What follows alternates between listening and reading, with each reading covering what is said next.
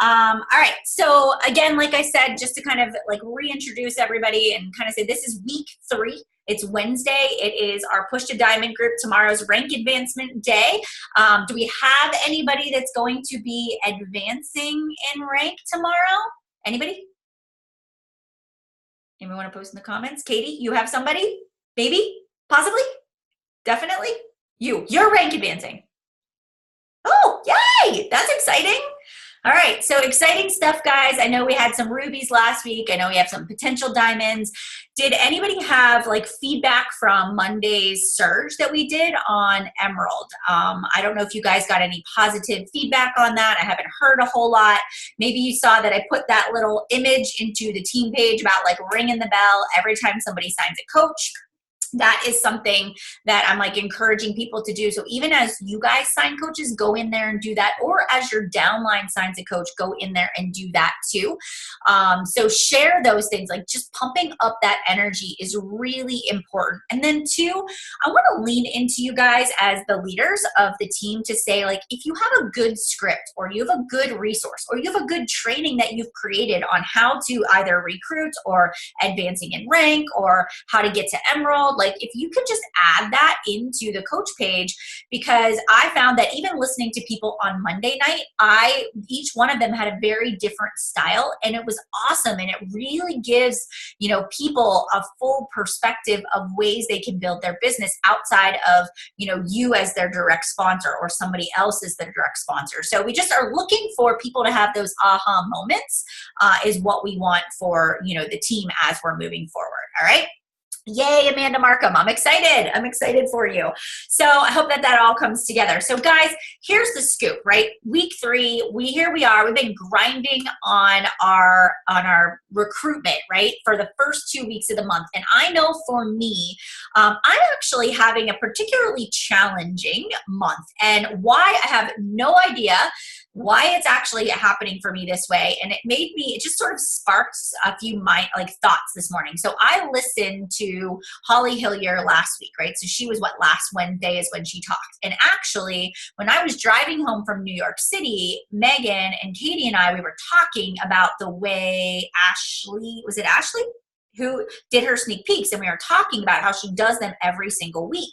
And as we were driving home, I'm like, okay, I'm going to try that, right? I'm going to spend the whole month of March and I am going to recruit. And I actually upped the number of people that I wanted to bring into the business, because I thought, okay, I'm going to build Matt. Like, I'm really going to work on building his business. And so I had this grand plan, and I was like, I'm going to nail this. I'm going to do awesome. And you know what, guys? I'm actually sucking wind this month, like big time sucking wind. And I actually haven't recruited anybody in the past 2 weeks since I started implementing this strategy. And I just thought to myself, like, oh my gosh, like this really sucks. But I also know that, and Katie, you and I have been talking about this, anytime we start something new, there's a lag time, right? There's like this 10-day lag time. And then honestly, what I do last month always is what is going to affect the next month, right? And let me tell you a little story. Do you know what I did in February? I decided I wasn't going to recruit hardly at all. I pulled back in every area of recruiting, and I was self-sabotaging myself a little bit last month. And now that I've kind of started to put the dots together, what I did last month is now affecting this month. And so now I have to work twice as hard to get this month, and I'm trying something new. And so I'm changing all of these things. I'm not discouraged in the sense of I'm thinking to myself, this is never going to work. I'm just having to remind myself to practice a little more patience, because I know I'll figure it out. It's just taking me a little bit of time. And so I hope that helps a little bit with you guys as you're going through this process, because it's time involved. It's time under tension. It is, you hear it, it's the compound effect, but I'm totally serious when I say what you do, the compounding things that you do over time, they'll affect you next month, right? They'll affect you 6 weeks from now. So if you are saying to yourself, I'm working so hard in March, do not let your foot off the gas. I promise it'll pay off. But what gets people and you probably can see this in your own business, is you do really good for 2 months, something happens, and then you stop for a month, and then you try to build this momentum back up. And it's just that constant trying to restart. That's what actually discourages people. That's what makes people give up, because they're like, God, it's so hard to keep doing this, because you never really build that momentum. So kind of lean into, maybe what is sucking right now in your business that you feel like isn't going the way you want, and just keep at it. Have that belief that it's all going to come together, because I promise you, it absolutely will.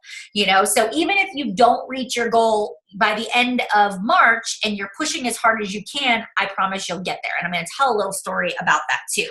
So one of the things that I want to share, I want to just start out by sharing this little video with you. And you may have seen this before, but let me just share my screen, and then we're going to jump right into today's topic. So here we go.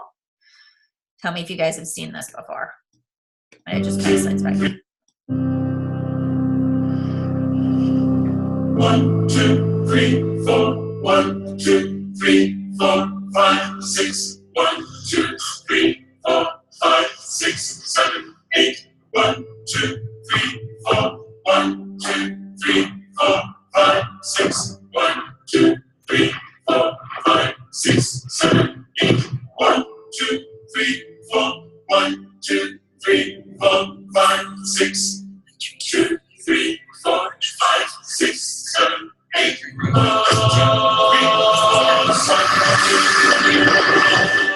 6. 2, 3, 4, 5, 6, 7, 8. 2, 3, 4, 5, 6.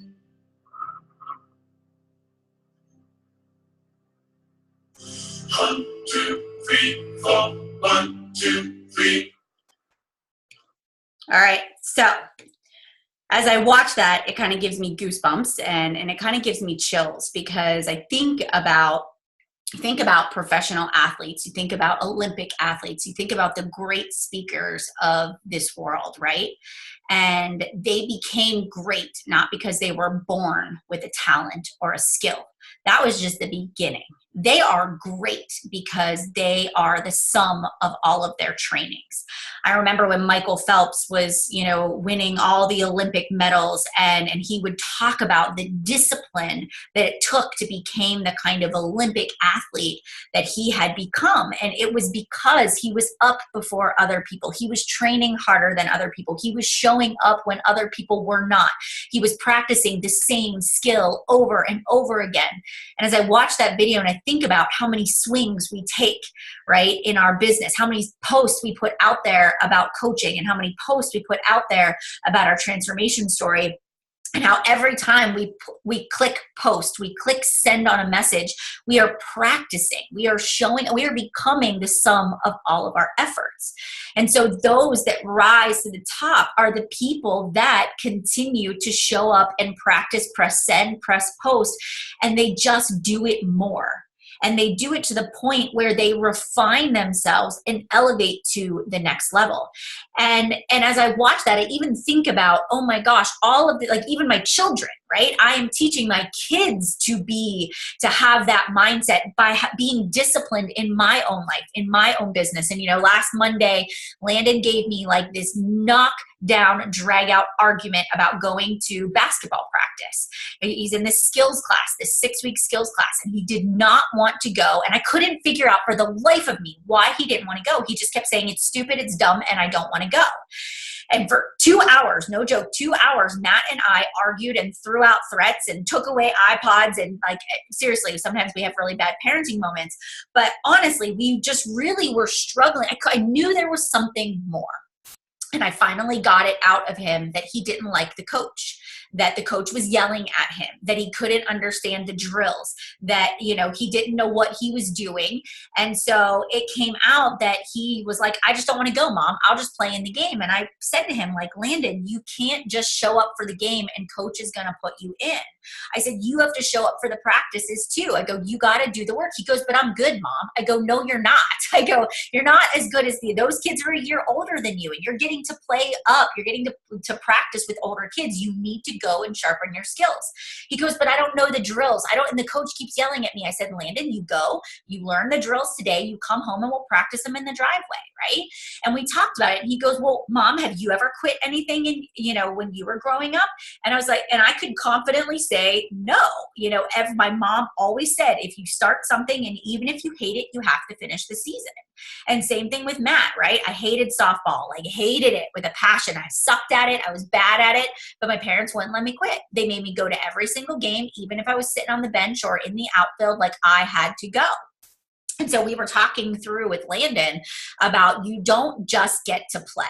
How you have to practice. You have to do the things that aren't fun. The games are what's fun, but you've got to do the things underneath, right? Behind the scenes. You've got to work with people you don't like. You have to show up. You got to do the work. And you could see it kind of sinking in. And even though he's very, very stubborn, I could see the wheels turning. And unfortunately, he ended up not going to practice that night because he did refuse to go. And the punishment was that he had to sit and do homework for 2 hours. So we did all the rest of his homework for the rest of the week because he wanted to play his iPod. He wanted to go play in the garage or play in the basement. And we were like, no, if you don't go to practice, you don't get to have fun, right? You have to, you're going to sit and we're going to do other things, right? And so anyways, Wednesday came, and after talking about it, really talking through the rest of the night, kind of discussing that, he went to practice. He went to practice on Wednesday. He came home. He said he had a good time. He went out in the driveway and has been practicing those drills. But I realized how much of this business and the grit that we practice in our discipline of becoming successful coaches actually teaches our children life lessons, actually helps us to become better influencers, and we're more and helps to show leading by example. And I just really leaned into that, in that example. And then that video popped up for me. And I just thought, it's so true, guys. I know you're in the grind part of building a business right now. And I know that some days you're like, is it ever going to come to fruition? But remember, like every athlete out there, you become the sum of all your efforts. Opportunities become presented to you because you never give up and because you put yourself out there in ways that people can find you. All right. So what I want to start out by talking about is this concept of accountability versus ownership. And this is a really important one. You are transitioning, whether you are emerald or you are diamond right now, but there is this transition from accountability where you are being told what to do. Right? So you are being told that you need to hit Success Club every single month. You are being told that the next rank in your business is emerald. The next rank in your business is diamond. After you get to diamond, right, you should build your business for volume. After you build your business for volume, so you get the point? You are being told, right? You're being told every stage of the way what you should be doing in your business. We have the business activity tracker. We have Success Club trips. We have recognition programs around all of these benchmarks. So the company is really directing you down this path that should be leading you towards success. And so it's assigned to you. You're told what to do. So when you flip that switch and you begin to take ownership, and I looked up the definition as I was preparing for this, and ownership in your business is where you say to yourself, this is what I'm going to do. This is how I'm going to get there. And this is the action that I'm going to take.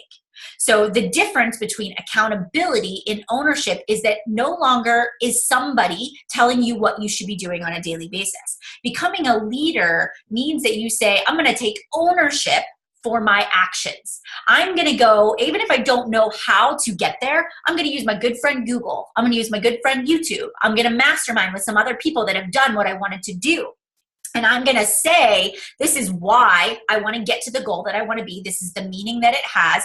And this is how I'm going to do it. And then you collaborate with your sponsor. You mastermind with your sponsor. And you say, well, how does this sound? How could I fine tune or tweak the strategy that I'm going to implement to get me to where I want to go? And it's no longer about you saying, tell me exactly what I need to do to get to where I need to go. Now you're the one that's taking ownership of your business, right? You're not waiting for somebody to tell you how to get from point A to point B. And that is the process that we're moving towards in this group, the Emerald to Diamond, and in our Rising Stars. We are moving along that continuum of being really great at the basics of sales and enrolling clients and running challenge groups. And then we're starting to build this team, and we want to get to this ownership part where we're really taking responsibility for our actions, and we are building a business because it sets our soul on fire and not because it's just the next thing that we should be doing. Now, this kind of leads me into the next point, and I shared a little bit about this in some other calls that I've done, but as we look at this concept of taking ownership, I'm going to use Tasia as an example here, all right? So Tasia and I had a conversation a couple of weeks ago, and she was like, I really like the Josh Coates training. I really like that. She goes, I love the idea of the accountability. And she goes, and I sort of need that. Like, I need that. She goes, and I know that I procrastinate. She's like, I procrastinate every single month until the end of the month to hit Success Club. I procrastinate to the end of the month, every single month, to start doing my recruiting. And she goes, and I just feel like I need that extra push. And so she asked my opinion, should I invest in it? And I was like, I don't know, because I've never done it, but if it helped you last month, I think you should. What do you have to lose, right? And so she invested in it. So I called her about a week into it, and I was like, how's it going? Like, how is, this mastering the art of recruiting going? And she goes, really good. And she goes, you know what, Melanie, there's nothing that he's saying that you or another person in our organization hasn't already taught me. She goes, I just wasn't doing it. I wasn't creating that sense of urgency. And she goes, the one piece of advice that he taught me was to take my monthly goal and make it my weekly goal. So if I wanted to hit Success Club 10 by the end of the month and recruit 2 coaches, he challenged us to do it in the next week. And she goes, and I'm already at Success Club 14, and I've already recruited 3 coaches. And she goes, it literally was, and she just went, she's good. She had just had a Ruby Coach Advance last week, and I'm hoping that she's going Diamond this week, and she'll be 1-star qualifying. And I remember her saying to me, like, this is it. I'm going all in. And she even said, she goes, I'm working a little bit more than I was before, but not ridiculously. She goes, I'm just focused on specific behavior, specific activities. And she goes, I'm realizing that I was limiting my potential. I was procrastinating and doing the things that I knew was going to move my business forward. So she was settling for mediocrity. And I know we've talked about this before, but like, we cannot, as we are moving, and some of you have these goals of income, right? You have these big goals. And the only way, and Christina Delgado said it on Monday on our call, right? Recruiting is a vital behavior. If you want to grow your income, if you want to grow your rank, if you want to grow your volume, the way to do that is through recruiting. And if we say to ourselves, I'm going to set my bar at 1 coach a month or 2 coaches a month, and I'm just going to hit Success Club, you are setting your bar way too low. Way too low. And we all know that. You can't build a substantial income on Success Club 5 every single month, right?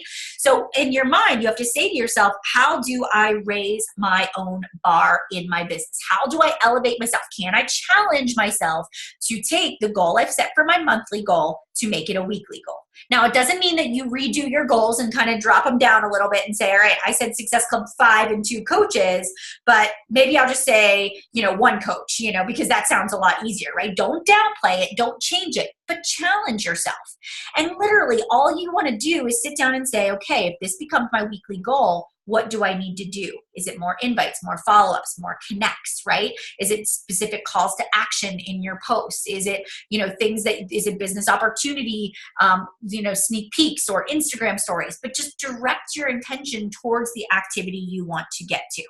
Now, an example of this settling for mediocrity, when I became a Beachbody coach, I would get on, the team calls that Lindsay Matway did, because that was the organization that we're a part of, right? And I would get on those calls, and she would always do recognition every Monday night. And some of you may remember that, right? She would have this leaderboard, and it was the 500 PV board and the thousands board, and then she'd have the top recruiters. And I can remember like watching people's names and like being in awe of the people that were on those leaderboards. And I can remember saying to myself, I need to be on that board. I want to hear my name being called out on that Monday night team call. And then I would say to myself, well, what do I need to do to get to 500 PV every single week? And so I would strategically set up challenge groups throughout the month or talk about certain products so that I would always have a 500 PV every single week, because I always wanted to be on that recognition board. Nobody told me to do it. Nobody told me how to do it. I leaned in. I took ownership that that was my goal, that I wanted that recognition, that I needed that sort of pat on the back for me that helped to build my confidence in my business, and I did it. And then once I got there, I was like, well, that wasn't so bad. Maybe I can shoot for 1,000 PV every single week. Maybe I can be that, at the top of that leaderboard. And so what did I do? I leaned into it. Okay. What are other successful people doing? I would ask questions. I would mastermind with people. I would watch the videos from those people that were doing what I wanted to do.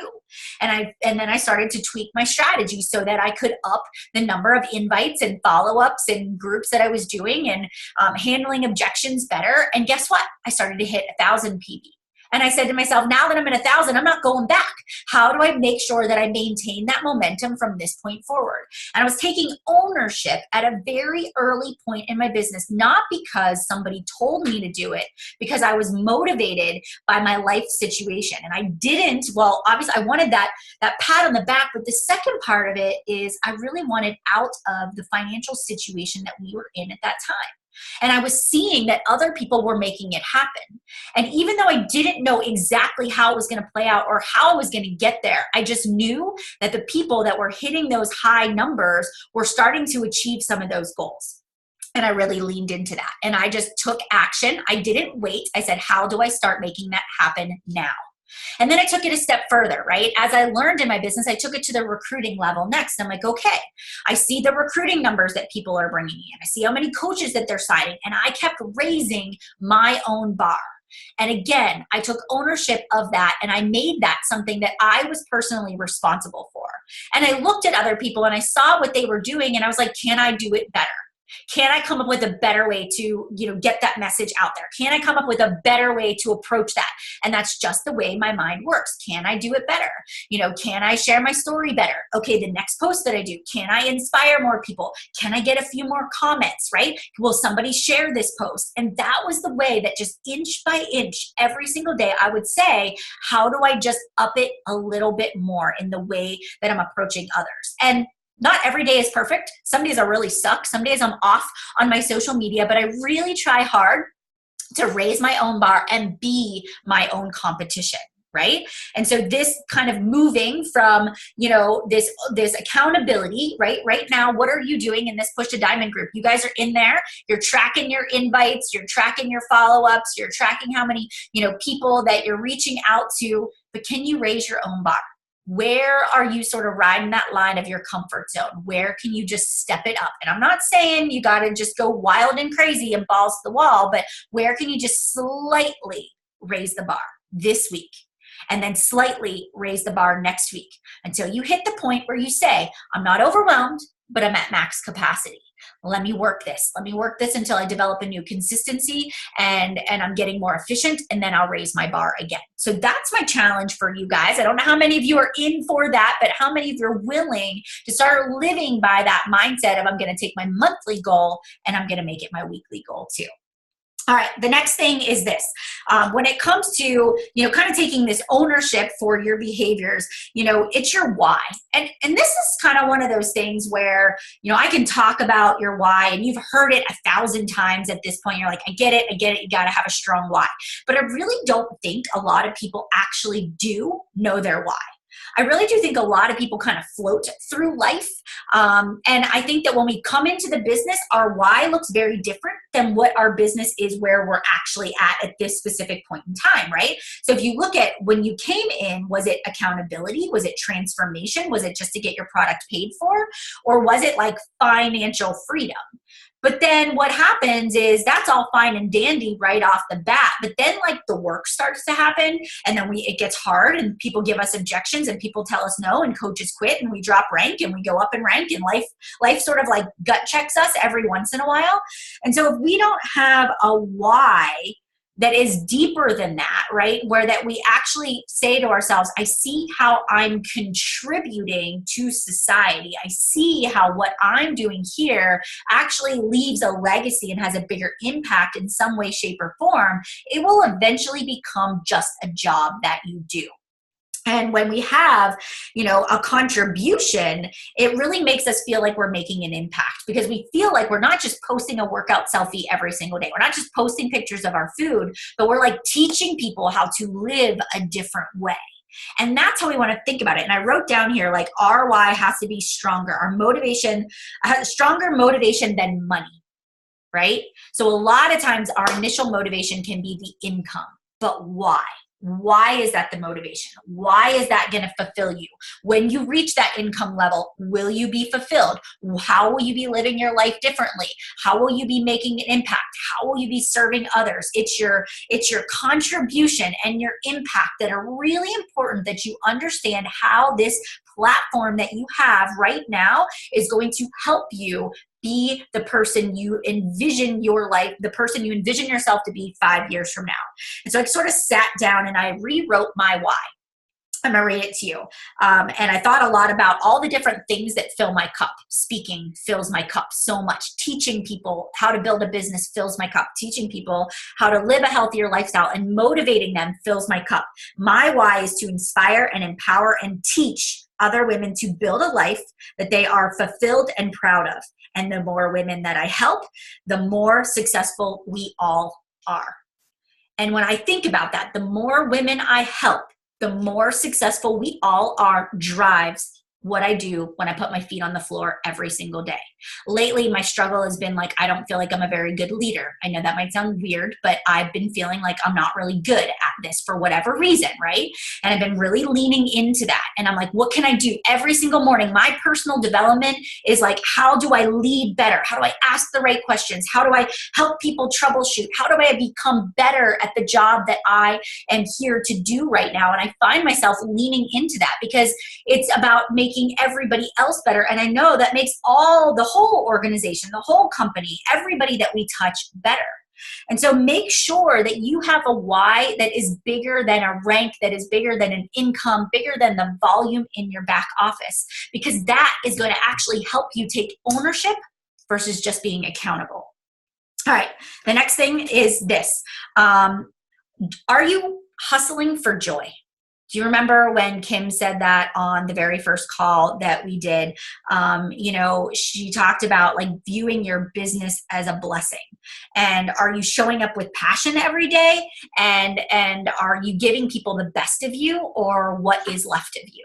And when she talked about that, like hustling for joy, it just sort of, I kind of took a step back, because one of the things, and I know I shared this with you guys before, but that story about Turks and Caicos and about me saying to Matt, do you guys remember me telling you this story? So Matt, we were sitting on the beach, and I just mentioned to Matt, I was like, I feel really guilty for how hard I worked whenever I was starting my business. I actually feel like I don't even remember Bryce's first year. Right? I mean, I was working so hard, and I was sleep deprived because my kids weren't sleeping. I was stay-at-home momming it, and I was trying to build this business. I had no organization, no time management. I mean, I was the absolute definition of hot mess, and I do not know how I did it. Like, literally don't know how I did it. And I just said to him, like, how guilty I felt, like I was such a bad mom, and I was really internalizing that. And here we are 6.5 years later, and I'm still talking about it. So clearly it's bothering me. And we sort of had this 30-second conversation, and he was like, don't worry about it. No big deal. And 3 days later, we're in the bathroom getting dressed to go out for dinner, and he's brushing his teeth, and I was curling my hair. And he said, Melanie, he goes, and I didn't bring it up. He brought it up. He goes, I just want you to know, like, you should never feel guilty for how hard you worked. And he goes, I don't think you understand the impact that you have made on me. He goes, and I want you for a moment just to look through the lens of my life. He goes, do you realize that you have given me an opportunity to get my children on the bus, to go to book fair days, to get them off the bus, to be home on snow days, to have the experience of taking Bryce to preschool. He goes, I have been able to do things that we would have never been able to do if it wasn't for the decisions that you made. And this wasn't a you thing. He goes, it's a we thing. We made this choice together. He goes, don't feel guilty. And he goes, Melanie, if at any point in time you needed to step out of your office, you didn't have to get in a car and drive an hour. Like, you just walk out the door. If we need you or something's wrong, like, you can walk out the door and be mom. And I really thought about that. And I was like, he is right. Like, I need to stop feeling guilty for working so hard, because look at all the ways that these things have impacted other people. That's the joy, because in the moment, right, when we're building our businesses, sometimes it just sucks, right? There's like no way to sugarcoat it. But what is the alternative? Going to an office every single day, dropping my kids off at daycare, right? Having to request vacation days, not being able just to do things on a whim, right? So I think about all the things that I'm really, really proud of and really thankful for that this business has given me. And then I look at my best friend, one of my best friends, who her husband's a chiropractor. He works Monday through Saturday. He leaves the house at 6 in the morning. He comes home at 8:30 at night. He works on Saturday mornings. He gets one day off, and he will literally do that job for the rest of his life, because he is the owner of that company and nobody else can do his job but him. And it puts it in perspective. And so remember, when you get up in the morning and you're in a bad mood and you're having a bad day, I really want you to think about how much this business is actually a blessing in your life versus the alternative. All right, the next one is this, guys. Adversity becomes your advantage. So in the book, Miracle Morning, how many of you have read Miracle Morning? So do you know is it the rear view mirror analogy that he gives? Is it that book? Because I've been reading a lot lately, so they're all sort of running together. But in this rear view mirror analogy, he talks about how we are always looking behind us as situations come up, right? So whenever we go to do something that is new or different, we always look in our rearview mirror. Oh, I failed at this last year, so I'm going to fail at it this time. Okay, it's time to start recruiting. Oh, but you know what? I failed at it last year. I recruited last year and all those coaches quit, so I clearly can't lead people very well, right? Or, okay, I tried that program last year and I failed at completing, the 21-day fix extreme. So clearly, because this is an autumn program, I'm going to definitely fail at 80-day obsession. And we begin to look in the rearview mirror before we make a decision, and we allow that to determine our future. And what we want to say is, you know what? I understand that I made a mistake before, and I'm going to acknowledge it, and I'm going to accept that it's there. But what did I learn from that situation? How can I lean into that? And you know what? You have the decision and you have the ability to say that from this point forward, I acknowledge that, but that is not who I'm going to become. Because I have the ability to determine, based on my actions, who the person I will become from this point forward. My past does not dictate my future. It does not determine my future. And I was reading this morning, and it was perfectly in line with this, and I'm going to share it with you, and I hope that this resonates with you. And it comes down to visualization, right? And when you come to these stopping points, whether it's recruiting, whether it's getting coaches started right, whether it's doing live videos or creating an ad, right?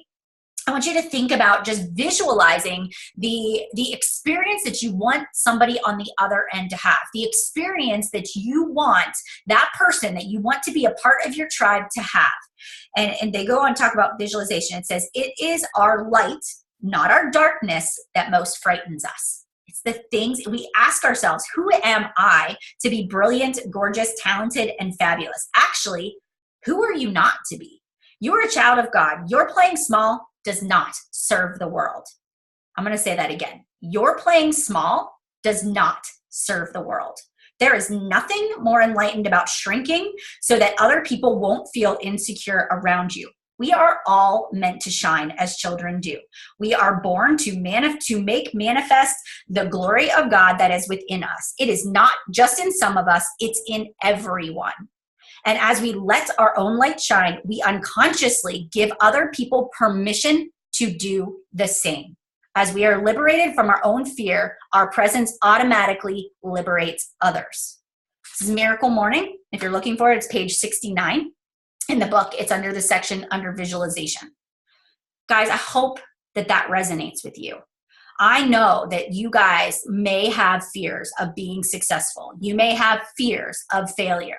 But honestly, guys, the more you let your light shine, the more you empower others and share your story, you are unlocking potential in other people. Isn't it the greatest joy in the world when somebody sends you a message and say, you spoke to me today. You empowered me to take action. You gave me the hope to do something I didn't think I could do. Guys, that's the beauty of our business. As we push through and we do the hard things, we're improving our own life, but we are really improving the lives of other people around us. Guys, your adversity will become your advantage if you lean in, accept it, learn from it, and take action. All right, I'm going to switch gears and I'm going to go all organization on you for a moment, but I'm glad that this is really sinking in for you. But here's the thing. You know, as we kind of move forward, right? We're all motivated. We're ready to roll. We're going to change the world. But we got to make sure that we are taking ownership of the fact that this just doesn't happen by chance. That this happens because we are purposeful about our daily activities. You know, owning our own business means that we're managing our time and we're actually owning the hours that we do have in front of us. And I know that as you're transitioning in this role from, you know, new leader, developing leader, emerging leader to managing a team, that your time management will change as well. And if something right now that you can honestly say is you're not getting your to-do list done, or you're not scheduling, you know, Beachbody business hours throughout the day, or you're not scheduling unplugged time or personal development time, that is going to come to bite you in the butt in the future. So at the beginning of my business, as I said a little bit earlier, I didn't have very good time management. I wasn't very focused. I wasn't very disciplined. I was working all the time. I was constantly connected to my phone. All the notifications were on. Every time it dinged, I had to answer. And I was present with my children, but I was just present in the body sense. They were playing and doing puzzles and I was on my phone. And then that guilt comes in, right? That guilt, it just comes up again because I am giving my family what's left of me, not even the best part of me, right? And so this time management is the one, just really quickly, I want to touch on that and then I will close us out, is you can't let the day run you. As a business owner, as an emerald coach, as a diamond coach, as a star, whatever level you are at, if you say to yourself, when I get time to build my business, I will build it, you will never find the time. You will never build the business because something else will always take precedence. If you have a strong why, and you know why you're doing what you're doing, you will make the time, right? And so for me, early on, I got a calendar. And I think so often I watch people get so caught up in what kind of planner do you have and how do you manage your time and how do you set up Google Calendar? And they spend hours organizing their life and creating blocks and making to-do lists and buying fancy stuff. And it's like, just freaking take action, right? It's like, just implement. Create a plan and take action.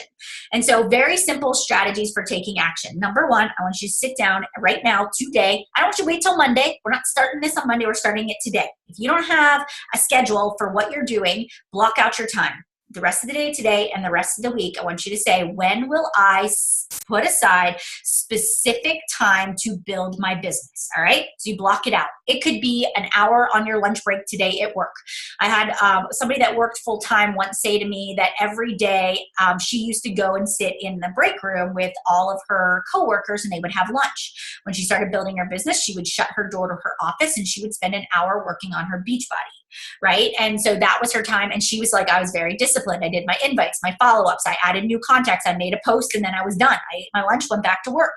You know, I have people that ride the train to and from work instead of listening to, you know, music or talking to the person next to them. They're reading their personal development. They're doing calls. They're sending invites. They're planning their social media. So where are your specific pockets of time that you can build your business, right? It's no longer listening to personal development when I have purposeful business hours. It is when I'm in the shower or when I'm cooking dinner or when I was scrubbing toilets. I would have my earbuds in, my phone in my back pocket, and I was listening to podcast after podcast and live call after live call. when I would go running, I ran at one point in my life. I would, one marathon, that was it. I would listen to podcasts, right? I would listen to the Craig Holiday on replay. Sometimes I would listen to the same stuff over and over and over again. Guys, I was disciplined to say, not if I can find the time in my day to build my business, but I will find the time in my day to build my business because it is important to me. And so I started getting up at 5 a.m., not because I was naturally a morning person, but because I was so disciplined to create a different life for myself that I was willing to make that sacrifice. On Saturdays and Sunday mornings, I would say to myself, God, I really want to sleep in, but Matt is home and I can get, 3 hours of uninterrupted work time because he can get the kids up in the morning and he can get them breakfast and I can lock myself in the basement is where I was locking myself and I could work for 3 hours. And I didn't care if all hell was breaking loose upstairs, right? And the kids were fighting until like it was bloody murder. I'm dying. My right arm is hanging off. I did not come up that step, right? And I know as a mom, that's hard to do because we want to swoop in and rescue dad because he certainly can't handle it, right? Like a mom can. And so I learned to just be focused. And that 3 hours on Saturday, that 4 hours on Sunday, if you add that up, 7 hours times 52 weeks of the year, how many extra hours did I invest in my business that somebody who sleeps in on Saturday and Sundays did not? Think about how if you spend your life like that for the next 3 years, could you be a 6-figure earner? Could you be a 7-figure earner? Could you be financially free? Where could your life be, right? And then one more step in that process of managing your time is, what are you doing during those business hours, right? So when you block out that time today, make a list. Make a list of the things that are going to move you forward. Because you know what I used to do? I would spend 20 minutes scrolling Facebook, Pinterest, Instagram, looking for inspiration, watching what other coaches were doing, watching all of their Insta stories. Does anybody do that now, right? And so what would happen is 20 minutes would go by and then somebody would wake up. And then I was getting nothing done. And then I was frustrated and annoyed and angry because I wasn't getting my business stuff done because my kids were up. But I was wasting time. It was my fault. And so I started flipping that and saying, okay, before I open my computer, what do I have to do? And instead of putting inviting and following up and adding new people at the end of my workday, I made it the first things that I would do because it's fun to chat with your challengers. It's fun to check in. It's fun to create graphics, but the unfun stuff, the nitty gritty is what's going to move you forward. And I started doing that first and I would do it fast so that I could get to the fun stuff that I wanted to do. So it's this very simple, not fancy, like honestly, piece of paper. This is my to-do list for today. What are the top 3 things that I need to accomplish? And then, of course, I'd write all the other fun things down. But I just started working in these very specific pockets of time. All right? Okay, and the last thing on there is me first, then team. As you begin to grow, you are going to find that your new coaches, you are going to go all in with them. Because you're going to be so excited that somebody else is running with you, right? And it's okay that they are. But if you stop doing your vital behaviors, as in inviting and following up and posting on social media because you're waking up in the morning, opening your computer and spending 2 hours chatting with your new coach instead of doing your vital behaviors, is there a guarantee that that new coach will be here 30 days from now? No. There is not. We sure hope that they are. We absolutely will give them all the resources that they need. But I guarantee you that every single successful coach that is on this call right now, I did not need to spend every waking hour with them. They did it regardless, right? They were going to figure it out. I was there to answer the questions, but they were going to take the lead. I didn't have to spend 24/7, 365 days out of the year. They were going to figure it out, right? And so I learned to reserve my me time first. And not all day, but like a half hour, 45 minutes. That's it. So that I can do my vitals so that my business continues to thrive. And then that makes me a great teacher. Because honestly, this is another little trick that I do. If you think I need to create trainings and I need to make a new coach training and I need to do team calls every week, you don't need to do that. You don't. That's not the best use of your time. All you need to do is go into your team page and say, this is what I'm doing today. And this is why I'm doing what I'm doing today. And here's an example script and an example invite. And guess what? Sometimes people will listen and sometimes they won't, but at least you're providing the knowledge and the information there if they so choose. And you're not doing any more work. You're just doing what you already are doing, but just actually explaining it so people can connect the dots in that process. And then the last thing is just learning to say no. You know, there are going to be a lot of things in your business that you are like, that's a great idea. I should do that, right? Like I should run this free group, or I should run a fit club, or I should volunteer at this place, you know, or I should do this show because if I set up a booth, like that might bring me new customers. But I can remember early on, I used to do fit clubs and I did them twice a week. And I loved it. It helped me get going in my local network, right? But it got to a point where I can remember saying to myself, is this really the best use of my time? Like, is going to Fit Club and packing up all this stuff and going over there and spending 3 hours every night to talk to these people and try to get people to sign up, like, is this really the best use of my time?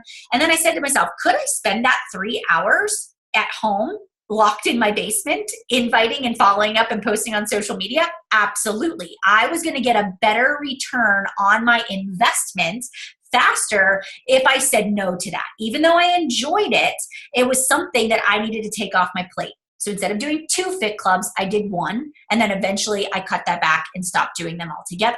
So, you know, take that I concept and say, is there something that I'm investing a lot of time in that probably isn't the best use of my time?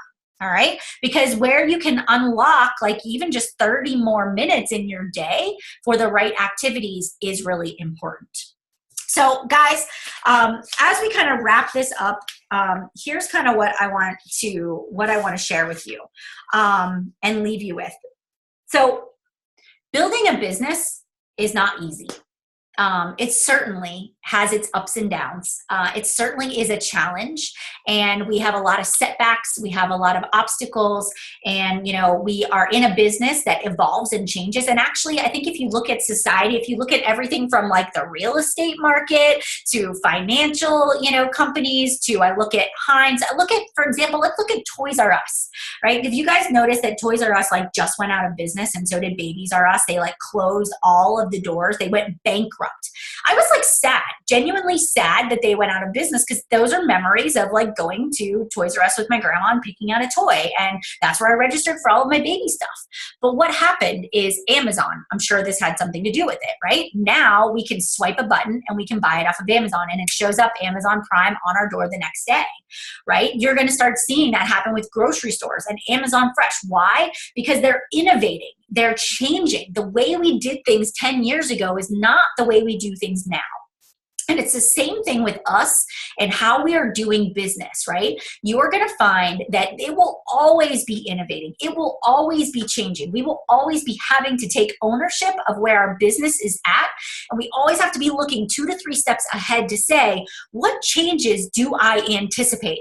Like, honestly, have you started to think about, okay, Instagram's hot right now, but what do you guys know is going to happen? They're going to catch on to this. They're going to catch on to it, and it's going to change. So what can we do to make sure that we're established in our following, you know, in the people that are engaging with us? How can we get ahead of that? Like, there's that sense of urgency there to be the first ones on the cutting edge as things are changing, to lean into that, to not constantly trying to catch up.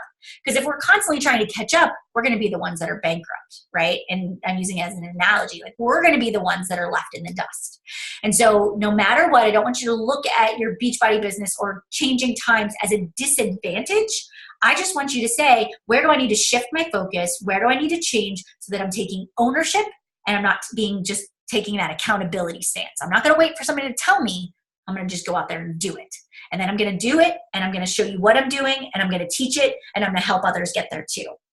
So guys, as you kind of step away from the call today, you know, what is it that you're going to do to take action? Where will you rise up? Where will you become the sum of all of the practices that you show up for? That will determine where you end your year of 2018, or end your month, or, you know, the next 5 years of your life. And message that you give to other people will build the platform for future opportunities that are going to present themselves. Because I guarantee you, right, this is not the last stop in the rodeo. You have a lot of talent, a lot of life left to live, and a lot of people that you are going to impact. So just know that your work matters and that what you do might be challenging, but you are really, truly making an impact. And I am thankful to be on this journey with you. And I know that every other leader that is a part of this call and everything that we do is thankful to have each and every one of you here too. So with that being said, do you guys have any questions before we wrap it out and close us out for the day? Any thoughts, questions, takeaways? Helpful? Not helpful? Good? It was a really good, I was just sending you a message. It was a really good call. I was actually crying and trying to hide my tears, but I'm like super emotional today, guys. Sorry. It's okay. I think what you read from the Miracle Morning just like really hit me. And I did like the whole part when you said you're playing small doesn't serve our world. And there's so many times where I retract because I think people think I'm not good enough to be successful. And it's just like in my own head. But, you know, or just the fear of what others think holding me back. Yeah, so that like really hit me hard. Katie, Ursa, your words play in my head all the time. You can do hard things. You've done much harder things than what you've done in your past. And I hate that I hold myself back. I hate that I have coaches on my team that do the same thing. And I know it's because I've attracted those people that are like me. But, you know, don't ever doubt your leadership, Melanie, because you are a great leader and you've really impacted my life and other people's lives on this team. Well, thank you. So, it's a good call. I'm glad. And you know that by you leading the way that you're leading and facing that part of you and showing, especially the people that are on your team that are like you, that they can break through that, like you're going to empower them too. So, you know, when it's hard, you just think about, I want to empower them. I want them to know that they can do it too. And that's your motivation to push through those mental blocks that we sometimes hit. So, yes. All right, my loves. I love you all very, very, very much, and I'm proud of you. And I want to see you guys all succeed. And we're gonna march through this second half of our Push to Diamond, and we're gonna rock it. So, thanks so much, guys, for being here today. I will let you get on with your day. I'll post the recording, and let's just do a little follow up in our group and chat a little bit about our takeaways. All right. So have a wonderful day, and I will see you guys later. Bye, everybody.